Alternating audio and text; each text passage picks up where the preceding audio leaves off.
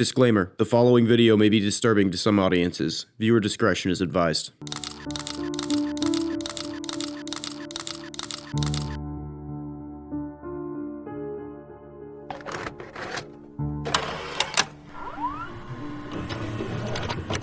Tape 1. Faces. 6 months ago, police found 3 paintings stored away in an abandoned storage area, each titled after recent murders. First victim was Karla Gray, found with 36 stab wounds to the face and all of her teeth removed. On the back of the first painting, the title, Karla's Teeth, was written. This is the painting. Second victim was Jackie Graham, found drowned with 27 stab wounds in the perineum. She was alive during the stabbing. Her painting is titled, Floating Jackie. This is the painting. Last victim was James Miller, found with his face torn off and his wrist slit open. Autopsy showed that James was alive for several days without a face. The third painting was named James' Secret Face. This is the painting. 2 months later, several more paintings were discovered. However, the titles of these paintings did not seem to be connected to any known cases at the time. Here are the other paintings and their titles. Wax Doll Tom, Lisa's Secret Face, Hanging Jimmy, Toy Corey, Daniel After the Fire, Jennifer's Last Stare, Scream, Maggie, Scream. After going public with the case and sharing the paintings in hopes of saving anyone that may be depicted, the police received 3 photos in the mail. All of them are also titled. The photos appear to depict the victims, James Miller, Jackie Graham, and Jimmy. If anyone knows anything about these photos or paintings, please contact 985-455-9560. One final painting titled Self-Portrait was found 2 days ago. This is the painting. Holy shit! Some sort of hyper-artistic serial killer leaving breadcrumbs to his identity in the form of portraits and paintings! Well, Ferb, I know what we're gonna do today. Think he takes commissions? Oh, sweet, another tape! Tape 2. Lighthouse. 4 weeks ago, a police officer named Bill Collins went missing along with his wife and 2 daughters. Bill had previously discovered this painting in his home, clueless to how it could have ended up there. While searching Bill's house, the police found one of his daughters hanging by the neck from the ceiling in the attic. She was only 2 months old. The Collins family car was found 12 days later by the ocean side. In the car, the police found a painting titled Long-Necked Angel. Angel was indeed the name of the youngest daughter found in the attic. This is the painting. The search would lead to an old lighthouse standing just a few miles away from the abandoned car. The lighthouse hadn't been in use for several years. On the door to the lighthouse, an abstract face was painted in red. This is the painting. Inside, the charred corpse of a missing teenager named Daniel Williams was found. Police later proceeded into the tunnels under the lighthouse. Here, the police would find 2 more corpses belonging to Jennifer White and her daughter, Lisa White. They had been missing for several months. Lastly, the police found a moist barrel emitting a foul stench. The barrel was filled with mangled meat and bones. Tests later showed that it belonged to the rest of the Collins family. The tests also showed extreme volumes of amphetamine. Photos of the Collins family moments before death were found scattered about the barrel. Here are the photos.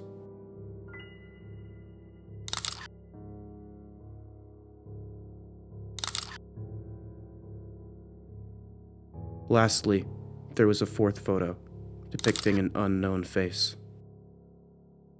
My God, those poor people. I can't even begin to imagine what that's like. Missing something like that? Someone's gotta call the rest of the Collins family and tell them that we found their barrel full of mangled meat and bones. Oh, I get it. This is definitely the same guy. If this isn't the same guy, he looks enough like the same guy to get identified as this guy. I know I mistake humans for one another a lot, but you all have 2 eyes, a nose, and a mouth, so excuse me if this isn't exactly the same for most of you and you're just tuned into your own small differences. It's obvious that this killer is a bit of an artist, and he likes to document his crimes using his favorite mediums, painting and photography. There's evil, and then there's killing a baby and painting it to look like a penis evil. Tape 3. In the walls. 10 days ago, the Beck twins went missing. 5 days later, their bodies were discovered inside an abandoned paper mill factory.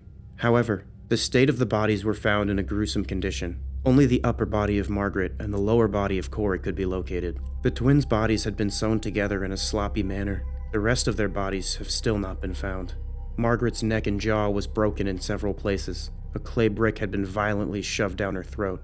The word meat had been written on the brick. Corey's genitalia had been removed by a pulling force. 1 week before their disappearance, Corey had been dared by 2 of his friends to spend an hour in a remote cabin near Tiger Lake. Allegedly, Corey went inside alone with his digital camera while his friends waited outside. After just 4 minutes, Corey ran out screaming that he had seen a face. According to his friends, Corey's left arm was badly bruised. While investigating the cabin, police found a wardrobe connected to a crawl space inside the walls. Corey's camera was found on the floor inside this open wall cavity. This is what was on the camera.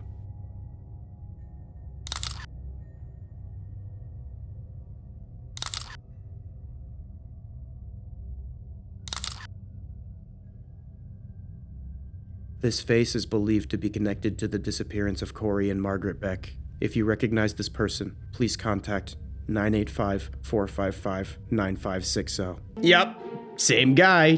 Told ya. This is one hell of a serial killer, but what do you expect from a species so badass it destroys its own ecosystem?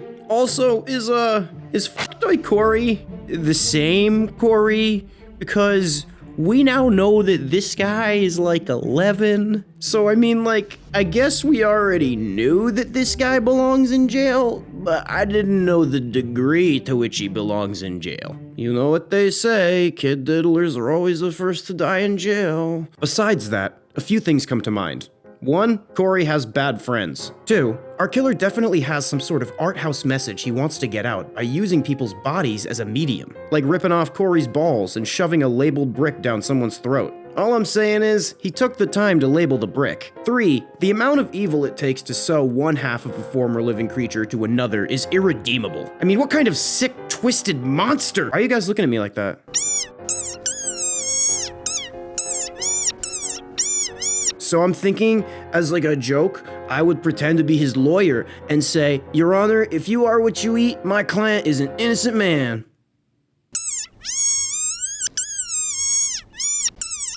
Tape 4. The clue. Private investigator Sean Kane has been helping police locate victims connected to several paintings. The last body he found before his disappearance was the body of Tom Harris. The killer had climbed the drain pipe up to the 3rd floor and entered Tom's apartment through his bedroom window. In the living room, a pile of hardened candle wax was found. Inside this pile of wax was the body of Tom Harris. The cause of death was suffocation from the wax. Tom's arms and eyelids had been cut off. A 3rd arm could be found inside the pile of wax. We still do not know who this arm belongs to. Tom Harris.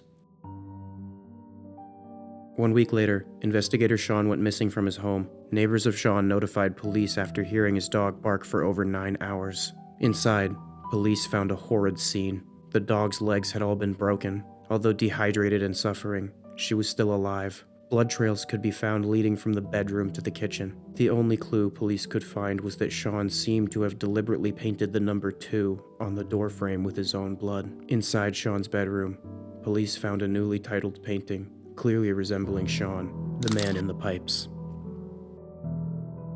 The perpetrator had entered Sean's house through the basement. Luckily, Sean had a surveillance camera installed just a few days earlier. Even though the camera had been destroyed, it still caught a photo of the perpetrator. This is the photo.